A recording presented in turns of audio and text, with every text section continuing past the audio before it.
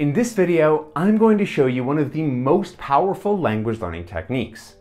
Using this method, you'll be able to connect to native speakers and improve your conversation skills no matter your level.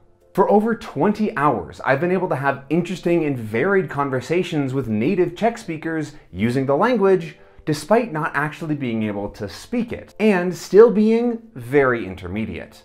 Stick around and I'll show you how. One of the most rewarding parts of learning a new language is that you can connect and talk with people from all over the world from totally different backgrounds. But getting to the level where you can have an interesting and engaging conversation takes a long time. Sure, you can reach some very basic conversational fluency in a couple of months, but that's not the same thing as being able to talk about a wide range of topics easily and comfortably and really form a connection with someone. Plus, those basic conversations aren't very interesting for the native speaker.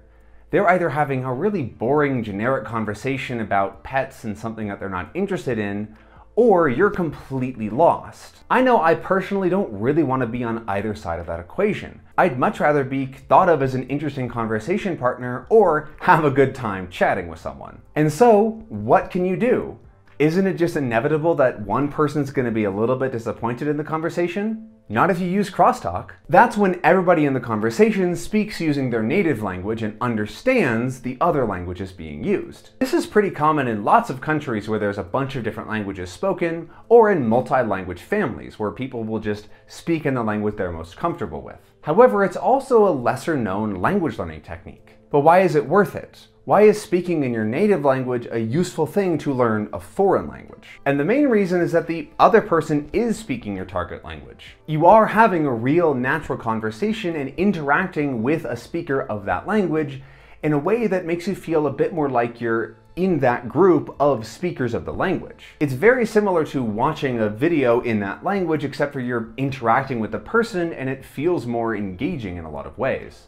It also lets you touch on and learn topics that are a lot more interesting and relevant. When you're having a conversation, it's much easier to pick up new vocab or even ask questions to clarify things and follow along the conversation. And that's why crosstalk can be used at really any level in the language learning process. But the biggest reason is that crosstalk helps you directly to build conversation skills. Because conversations are built of two things: you speaking and you understanding. You can only have a conversation if both of those are present. So crosstalk allows you to practice understanding before you actually need to build up the other side of your conversation skills. And so now, I'm going to show you how you can start doing crosstalk today for free. The first thing you'll need to do is find some native speakers to speak with. And if you're not living in the country where the language is spoken, you're probably going to have to look online. A couple of popular apps are HelloTalk and Tandem, and those are the ones I've used. However, I didn't have a ton of luck with Tandem, so I'm going to be talking mostly about HelloTalk in this video. However, the same ideas can apply no matter where you connect with native speakers. And the first and probably most important lesson is that people are lazy. It's in our nature, especially if something is easy not to do. A lot of people will go above and beyond to help out their friends and family, but if it's some totally random stranger on the internet who just wants to have a conversation in a language, it's really easy just to be like, I'll do that later or something, I don't know. And that laziness is taken to the extreme on these sorts of online friend connection apps. And so we're going to do 3 things to maximize your chances of connecting with native speakers. We're going to cast a wide net, be very clear, and make scheduling simple. That first one, casting a wide net, is just to make sure that you'll get some hits. You're probably going to have to reach out to 3 to 10 times more people than you actually want to talk with. The hit rates are just that low. You might get lucky depending on your native language or your target language, but expect most people not to respond. We'll be using some tips and tricks to make that casting a wide net pretty easy for you to do. And the next thing is to be very clear with what you want. On any public profile or anything like that, make it very clear that you're here to do crosstalk, and that's it. If people know exactly what you want and what you're trying to do, it's a lot easier for them to make a decision because they don't have to process and trying to figure out what you're trying to say. And being clear doesn't necessarily mean being rude or blunt. It just means being clear with your intentions. If someone doesn't want to do crosstalk, it's best not to waste your time trying to convince them why it's good, because they probably just won't respond anyways. And to make being clear very easy, I find it best to have some pre-prepared texts that I can send to people just by copy and pasting to make my intentions very clear and give clear instructions. You can build these up over time, or you can check in the description for the ones that I use and go from there. I made the conscious choice to leave mine in English because I only want to talk to people that have a decent enough level of English where they can understand some texts or figure it out themselves. However, if you want to do crosstalk as a very beginner, it's best to use something like DeepL to translate these into their language, because they should also be a beginner, or else it's going to be not as much fun to crosstalk for them. And don't worry about using an automated translator to translate these basic texts. People will correct you very quickly and you can just use their corrected ones. So, once you have some very clear reach out messages, start sending them to as many people as you see on the app. Regrettably, on these apps, there tends to be a lot of spam or harassment. And to prevent this, some platforms take measures like restricting messages at the beginning, just to make sure that people aren't going to be weird. HelloTalk requires you to send at least 5 messages back and forth before you can send people links, which is actually a good thing. It gives you a buffer time to get to know somebody a little bit before hopping into a call with them. You can ask some basic questions, make sure they understand crosstalk, and practice your reading abilities. Checking to make sure they understand what crosstalk is pretty important. I've had a lot of people say they're interested in crosstalk, but they'll just keep messaging me in English. And so I'm very clear and say, hey, I'm only here for you to message me in Czech, and I will message you in English. If they just aren't understanding, it's best to move on and not waste your time trying to explain it to them. But if you want to try, you can link them to this video, or I have a much shorter video describing crosstalk in like 3 minutes. After that 5-message grace period, I like to send them something that shows that I'm a serious learner and the approach that I'm taking, and why I'm not actually speaking the language. And so I send them my Czech update playlist, link below. But you probably don't have something like that. You could make some YouTube update videos or write a blog.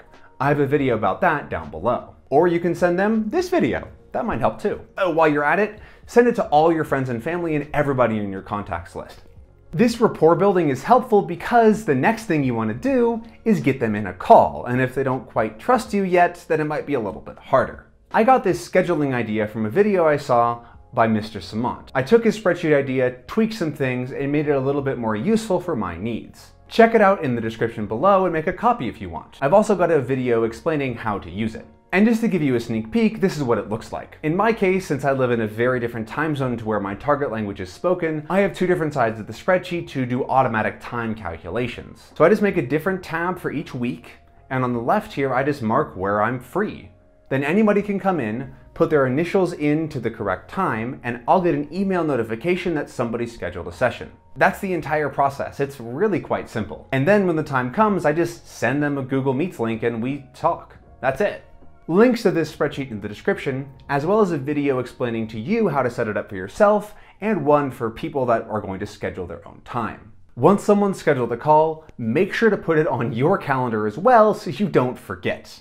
That would be very awkward. I also like to confirm with people by sending them a message, and then another one 24 hours before we're actually going to meet. This just makes it a lot more likely that they show up.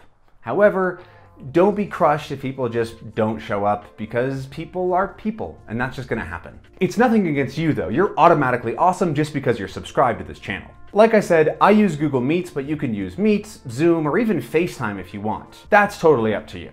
So you've now sent a bunch of messages and maybe even gotten somebody to commit to a time. What do you do in a crosstalk session? I really recommend that you take some time before the call to think about what you want to talk about. The chances are very good that you're going to be the crosstalk expert in the call and will need to guide things along. If you're a beginner in the language, have something visual to talk about. I like to share my screen or tablet window and draw things or go on Google Maps and do interactive things like that. You can also go to one of those AI image websites and look at their showcase gallery and talk about pretty pictures. Another fun one is Googling foods and looking at things that you haven't tried or they haven't tried and talking about that. Really, anything visual is good for beginners. And if you're more intermediate or even advanced, show and tell can be really fun to do. It's not just for kindergartners. Little desk toys or just different things that you have on your computer or in your room can be great to talk about. Ironically, crosstalk is one of the best times to talk about your vacation photos that all your friends don't give a rat's ass about. Now, regardless of how much prep time you've done, the first 5 minutes are going to be a little awkward, especially if it's your first crosstalk conversation. It takes a little bit of time for things to get moving and to realize what language you're supposed to respond in, but after a couple minutes, it really just flows like water. Okay, now I've got some rapid fire tips to share that I'm going to read off my phone because this video is taking a lot longer to record than I'd like. If you're someone who speaks quickly, be very aware of this, especially if it's your first meeting with someone or they're a beginner. Feel free to repeat things and say them slower. They're not dumb, they're just learning. Don't translate words for your partner. Try your best to explain things as much as you can using gestures or visuals or other explanations. Be sure to read their body language to check if they understand. A lot of people will say they do understand when they really don't, but you can usually tell in their face or how they're sitting. If both people in a conversation are at least intermediate or above, the level difference doesn't really mind. You can still have an interesting conversation. But if one person is a beginner and the other one is a very different level, it can feel like work very quickly. It's best for everyone to be a beginner or everyone to be intermediate or up. And the last one I already alluded to, but share your screen. Get rid of all that embarrassing stuff and then share Google Maps, a game, pictures, whatever it is. That makes it a lot easier to connect and talk about something fun if you're out of ideas. Or if you have a tablet, find a way to plug it into your computer so they can also see that, because you can actually draw things and it's a lot more engaging. And remember, if you're nervous, they are definitely nervous as well. We're all in this together and we're all a little bit awkward. So do your best and smile, but not in a weird way. Anyway, that's all that I have for this video. I hope this is useful to you and let me know how it goes in the comments below. I'll see you next time and best of luck out there with your new language partners. Happy immersing! I'm here to drop some knowledge, listen up with your ears. I got a language learning method, gonna make it crystal clear. It's called Repo, the game changer, gonna blow your mind. Immerse yourself in media, fluency you will find.